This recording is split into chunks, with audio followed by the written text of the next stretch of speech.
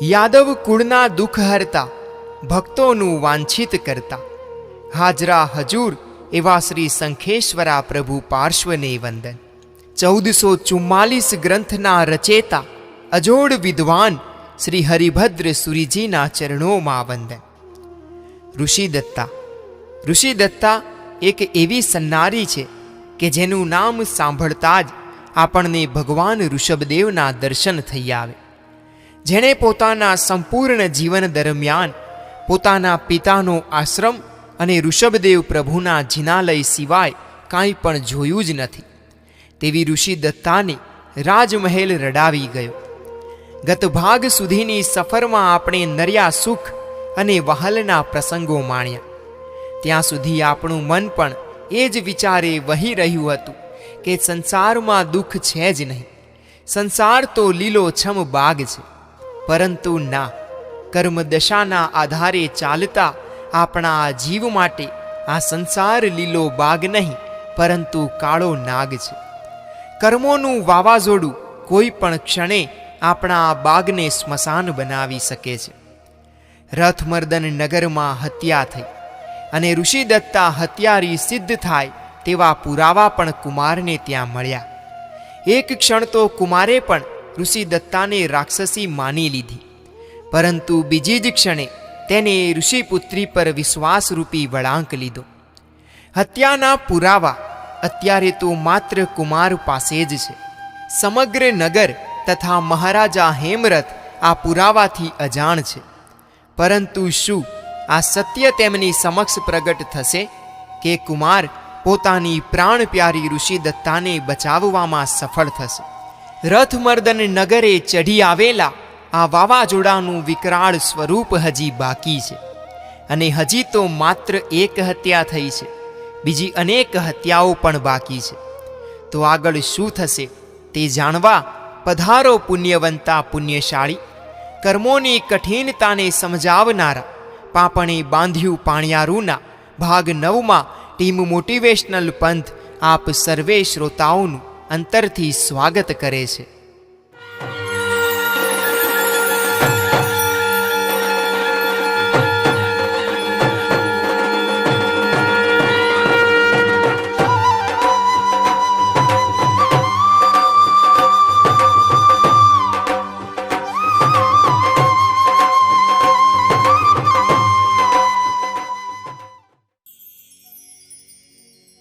બીજા દિવસે સવારે પણ પહેલા દિવસની દુર્ઘટનાનું પુનરાવર્તન થયું.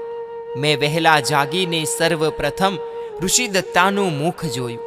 મુખ ઉપર પહેલા દિવસની જેમ જ લોહીના ડાઘ હતા અને ઓશિકા પાસે માંસના ટુકડા હતા. મેં સાચવીને ઋષિદત્તાના માથે હાથ મૂકીને એને જગાડી.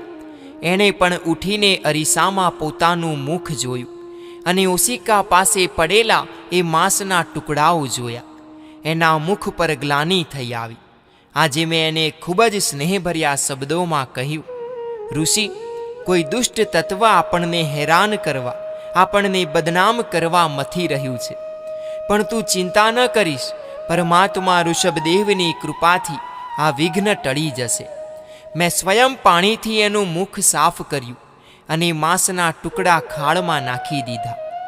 ઋષિદત્તા મારી સામે મારા મનને પામવા જોઈ રહી હોય એમ મને લાગ્યું.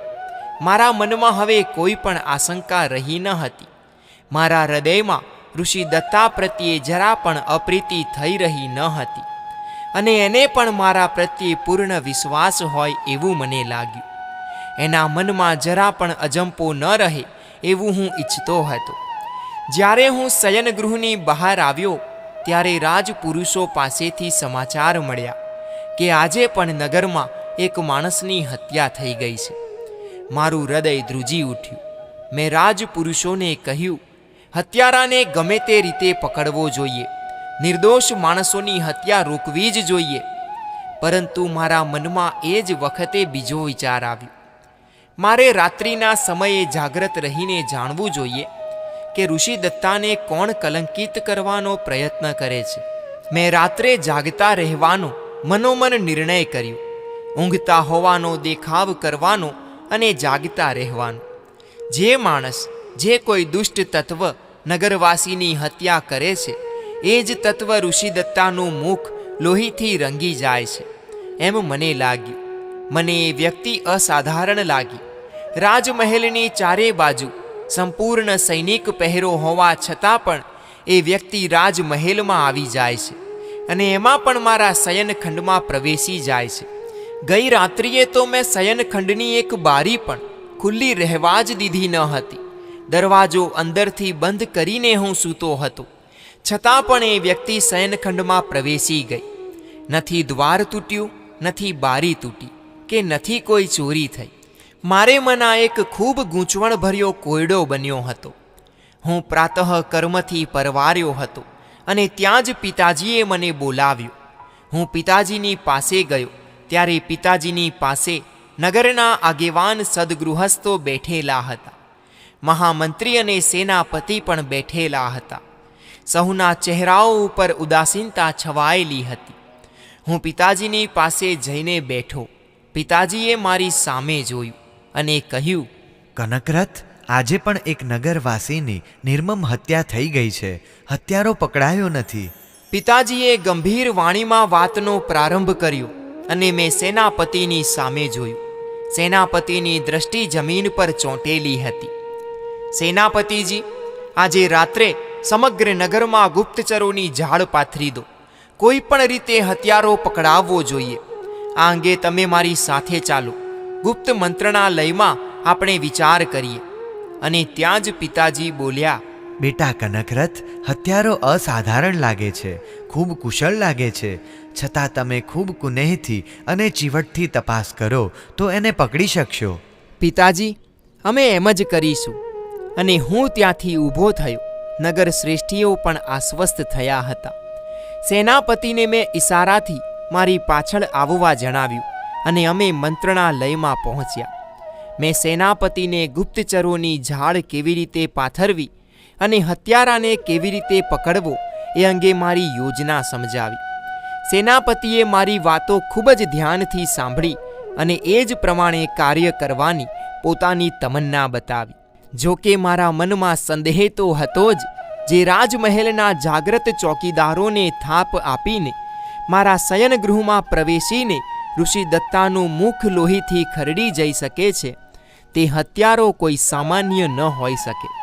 એના માટે કોઈ નગરવાસીના ઘરમાં પ્રવેશીને એક માણસની હત્યા કરવી તે ખૂબ આસાન કામ કહેવાય. છતાં પણ જો ગુપ્તચરો એને પકડી પાડે તો મોટો ભેદ ખુલી જાય. મારા મનમાં એ વાતનો નિર્ણય તો થઈ જ ગયો હતો કે જે વ્યક્તિ નગરમાં હત્યા કરે છે તે જ વ્યક્તિ ઋષિદત્તાનું મુખ લોહીથી ખરડે છે. અને આમ કરવાનો આશય ઋષિદત્તાને હત્યારી તરીકે સિદ્ધ કરવાનો જ હોઈ શકે.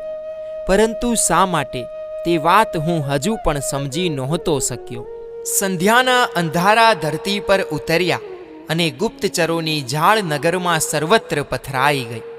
નગરમાં ભયનું વાતાવરણ તો છવાયેલું હતું જ. નગરવાસીઓ પણ પોતપોતાના ઘર બંધ કરીને પોતાની સુરક્ષાનો પ્રબંધ કરતા હતા. મેં રાજમહેલની ચારે બાજુ કડક ચોકી પહેરો ગોઠવી દીધો. શસ્ત્રસજ્જ સૈનિકોને સતર્ક કરી દીધા હતા. જાણીતા કે અજાણ્યા કોઈ પણ માણસ ઉપર શંકા પડતા તેને પકડીને મારી પાસે હાજર કરવાની મેં સૂચના આપી દીધી હતી. નગરમાં અને રાજમહેલમાં વાતાવરણ ગમગીન તો બની જ ગયું હતું. ઋષિદત્તા ઉપર એની અસર થાય તે વાત સ્વાભાવિક હતી. એના મુખ ઉપર પણ ગંભીરતા અને ઉદાસીનતા આવી જતી હતી. છતાં પણ હું એને નિશ્ચિંત અને પ્રસન્ન રાખવા એની સાથે હસીને વાતો કરતો હતો. આજે મેં એની સાથે ઘણી વાતો કરી. એનું મન પ્રફુલ્લિત થયું અને તે નિદ્રાધીન થઈ. હું જાગતો જ રહ્યો. મેં મારી કટારી મારી પાસે જ રાખી હતી. મારા શયનગૃહને ખૂબ જ ઝીણવટથી તપાસીને મેં બારી અને બારણા બંધ કર્યા અને પલંગમાં જાગતો આડો પડ્યો. મધ્યરાત્રિનો સમય થયો. નીરવ શાંતિ હતી. ચોકીદારોની આલબેલ અને અશ્વોના હણહણાટ, પક્ષીઓનો ક્યારેક કલરવ કે હવામાં અફળાતી વૃક્ષોની ડાળીઓનો અવાજ, એ સિવાય કંઈ જ સંભળાતું ન હતું. શયન ગૃહના રત્ન દીપકો ઝાંખો ઝાંખો પ્રકાશ પાથરી રહ્યા હતા. ઋષિ દત્તા નિદ્રાધીન હતી. તેના હાથ ક્યારેક ક્યારેક મારી તરફ લંબાતા હતા. તેના મુખ પર પ્રસન્નતા પથરાયેલી હતી અને મને આશ્રમ યાદ આવી ગયો. રાજર્ષિ યાદ આવી ગયા. એમણે કરેલી વાતો યાદ આવી ગઈ. ભૂતકાળની એ સ્મૃતિઓ મને સુખદ સ્પર્શ કરી જતી હતી, પરંતુ એ સ્મૃતિઓને વાગોળતો હું ક્યારે નિદ્રાધીન થઈ ગયો એની મને ખબર જ ન પડી. જ્યારે મારી આંખો ખુલી ત્યારે પ્રભાત થઈ ગયું હતું. હું સફાળો બેઠો થઈ ગયો. મેં ઋષિ દત્તાને જોઈ. ઓહો, મને તમ્મર આવી ગયા. એ જ દુર્ઘટનાનું પુનરાવર્તન. ઋષિ દત્તાનું મુખ લોહીથી ખરડાયેલું અને માંસના ટુકડા એના ઓસીકે. મેં કલ્પના કરી જ લીધી કે નગરમાં જરૂર કોઈ હત્યા થઈ હશે, અને મારી કલ્પના સાચી પણ પડી. ઋષિ દત્તાનું મુખ ધોઈને માંસના ટુકડાઓ ખાડમાં નાખી દઈને હું શયન ગૃહમાંથી બહાર નીકળ્યો. ત્યારે નગરમાં થયેલી હત્યાના સમાચાર મને મળી ગયા. ઋષિ દત્તા તો એના નિત્ય ક્રમ મુજબ માતાની પાસે ચાલી ગઈ. હું પિતાજીની પાસે પહોંચ્યો. પિતાજી ખૂબ જ વ્યગ્ર હતા. આજે રાત્રે એક કુમળા બાળકની હત્યા થઈ હતી. ગુપ્તચરોની ઝાડ ભેદાઈ હતી અને હત્યારો પકડાયો તો નહોતો જ, એનો પડછાયો પણ કોઈ જોઈ શક્યું ન હતું. મેં પિતાજીને કહ્યું, આપ નિત્યક્રમથી પરવારો, પછી આપણે પુનર્વિચાર કરીએ. પરંતુ પિતાજી બોલ્યા, હવે તો મારે પોતે જ એ હત્યારાને બહાર પકડવા નીકળવું પડશે. નિર્દોષ પ્રજાજનોની હત્યાથી મારું હૃદય રડી રહ્યું છે. પિતાજીની આંખો ભીની થઈ ગઈ હતી. પ્રજા પ્રત્યે અપાર વાત્સલ્ય ધરાવતા પિતાજી ખૂબ જ વિહવળ બની ગયા હતા. મેં તેઓને આગ્રહ કરીને સ્નાન અને દુગ્ધપાન કરાવ્યું. માતાના મુખ ઉપર પણ ભારોભાર ઉદાસીનતા હતી. 3 હત્યાઓથી સહુના મન ઉદ્વેગનથી ભરાઈ જાય તે સ્વાભાવિક હતું. દુગ્ધપાન કરીને પિતાજીની સાથે હું મંત્રણા ગૃહમાં ગયો. મહામંત્રી અને સેનાપતિ પણ આવી ગયા હતા. ગુપ્તચરોના નાયક પણ ત્યાં હાજર હતા. સહુની મુખાકૃતિ એવી મ્લાન હતી કે કોઈ કોઈની સામે જોઈ જ ન શકતું હતું. મેં વાર્તાનો પ્રારંભ કર્યો. મહામંત્રી, આમ નિરાશ થયે નહીં ચાલે. આપ તો પીઢ અનુભવી છો. આપ આ મૂંઝવણમાં માર્ગદર્શન આપો. વયોવૃદ્ધ મહામંત્રીએ મારી સામે જોયું અને પછી પિતાજીની સામે જોઈ તેઓ બોલ્યા, આ હત્યાઓ કરનાર કોઈ માનવી તત્વ મને નથી લાગતું. માનવી તત્વ નથી એટલે? તો પછી? કોઈ આસુરી તત્વ લાગે છે. પણ હત્યા પાછળનું શું પ્રયોજન? પોતાની કોઈ દુષ્ટ વાસના સંતોષવા અસુરો આવી હત્યા કરતા હોય છે. નિર્દોષ મનુષ્યોની હત્યા? હા, વાસનાગ્રસ્ત જીવ સદોષ નિર્દોષના વિવેક નથી કરી શકતો. પરંતુ આપ શાના આધારે આ અનુમાન કરો છો? ગુપ્તચરોએ આપેલી માહિતીના આધારે. જો કોઈ માનવી હત્યારો હોત તો આપણા ગુપ્તચરો એને પકડી જ પાડતે. તેઓ નથી પકડી શક્યા એનો અર્થ એ છે કે હત્યારો માનવી નથી, કોઈ અસુર છે. જો કોઈ આસુરી તત્વ હોય તો આપણે શું કરી શકીએ મહામંત્રી? આપણે કંઈ ન કરી શકીએ. આસુરી તત્વનો સામનો દેવી તત્વ જ કરી શકે. દેવી તત્વ? એ દેવી તત્વ ક્યાંથી લાવવું? એ પણ મળી શકે છે. જલ્દી કહો, ક્યાંથી મળી શકે છે? આ જ દુનિયામાંથી. મહામંત્રી એમની લાંબી સફેદ દાઢી પર 2 હાથ ફેરવતા બોલ્યા. તેમની આંખોમાં ચમક હતી. મહામંત્રીની વાત સાંભળીને મનમાં ખૂબ જ પ્રબળ જિજ્ઞાસા જાગી હતી. ઊંડે ઊંડે મારું મન મહામંત્રીની વાત કબૂલતું જતું હતું. મારા શયનગૃહમાં બનતી દુર્ઘટનાનું આ વાતમાં મને કારણ જડતું હતું. આસુરી તત્વ મારા શયનગૃહના બારી બારણા બંધ હોય તે છતાં પણ પ્રવેશી શકે છે. ઋષિ દત્તા પ્રત્યે કોઈ આસુરી તત્વને દુશ્મનાવટ હોય, કોઈ પૂર્વજન્મની વેર ભાવના હોય અને ઋષિ દત્તાને રંજાડતું હોય, આવું બની શકે છે. મહામંત્રીએ પોતાનું વક્તવ્ય આગળ ચલાવ્યું. રાજકુમાર, મેં મારા જીવનમાં આસુરી બળો સામે દૈવી બળોને લડતા જોયા છે અને વિજય પામતા જોયા છે. અલબત્ત આસુરી શક્તિ મનુષ્યોનું નુકસાન કરી જતી હોય છે, 3 હત્યાઓ એનું જ પરિણામ મને લાગે છે. જો માનવીનું આ કામ હોત તો ગઈ રાત્રિમાં એ પકડાઈ જ જાત. આખી રાત મેં નગરમાં ફરીને આપણા ગુપ્તચરોની કાર્યવાહી તપાસી છે. પિતાજીએ મારી સામે જોયું, જાણે તેઓ મને ઉપાલંબ આપતા હતા કે મહેલમાં આરામ કરવાથી પ્રજાનું રક્ષણ ન કરી શકાય. મેં મહામંત્રીને પૂછ્યું, શું આસુરી બળ કોઈ મનુષ્યમાં આવતું હશે અને એ મનુષ્યની હત્યા કરતું હશે કે સ્વયં આસુરી શક્તિ આમ કરતી હશે? બંને સંભાવનાઓ છે. આસુરી બળ કોઈ મનુષ્યમાં સંક્રમે અને એ મનુષ્ય હત્યા કરતો હોય, અથવા સીધી જ આસુરી શક્તિ કામ કરતી હોય. જો મનુષ્યમાં આસુરી શક્તિ અવતરતી હોય અને એ મનુષ્ય હત્યા કરતો હોય તો આપણા દ્રષ્ટિપથમાં ન આવી શકે? ના આવી શકે. એવી શક્તિઓ હોય છે કે એના સહારે મનુષ્ય અદ્રશ્ય બનીને કામ કરી શકે. આપણે એને ન જોઈ શકીએ. એટલે આપ એમ કહેવા માંગો છો કે એવી કોઈ આસુરી શક્તિના સહારે કોઈ વ્યક્તિ અદૃશ્ય બનીને આ હત્યાઓ કરી રહ્યું છે?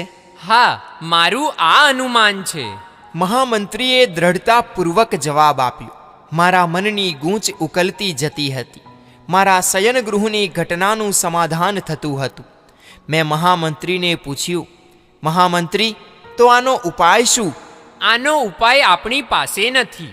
રાજકુમાર, એ ઉપાય હોય છે એવા યોગી પુરુષો, સાધુ સંન્યાસીઓ પાસે. તેઓ આવી શક્તિના ઉપાસક હોય છે. મંત્ર સિદ્ધિઓ એમની પાસે હોય છે. એવા યોગી પુરુષો ક્યાં મળે? આપણા નગરમાં પણ મળી આવે.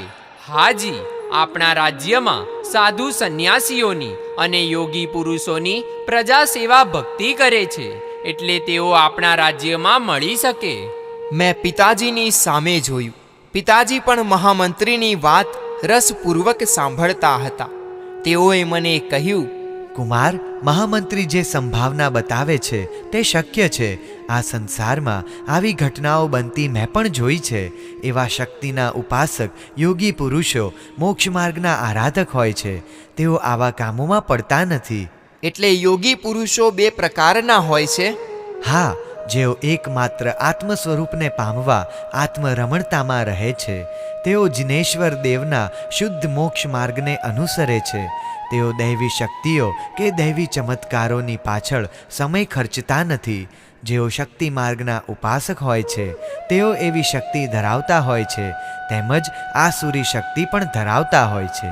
તો પછી પિતાજી, એવા શક્તિ માર્ગના ઉપાસક યોગી પુરુષોની શોધ કરાવીએ અને તેને અહીં બોલાવીએ. જો આ ઉપદ્રવ આસુરી શક્તિનો હશે તો તેઓ દૂર કરી શકશે. તેમની શક્તિનું પણ માપ નીકળી જશે. પિતાજીએ મહામંત્રીને તેવા યોગી પુરુષોની શોધ કરાવવાની આજ્ઞા કરી અને અમે સહુ ત્યાંથી વિખરાઈ ગયા.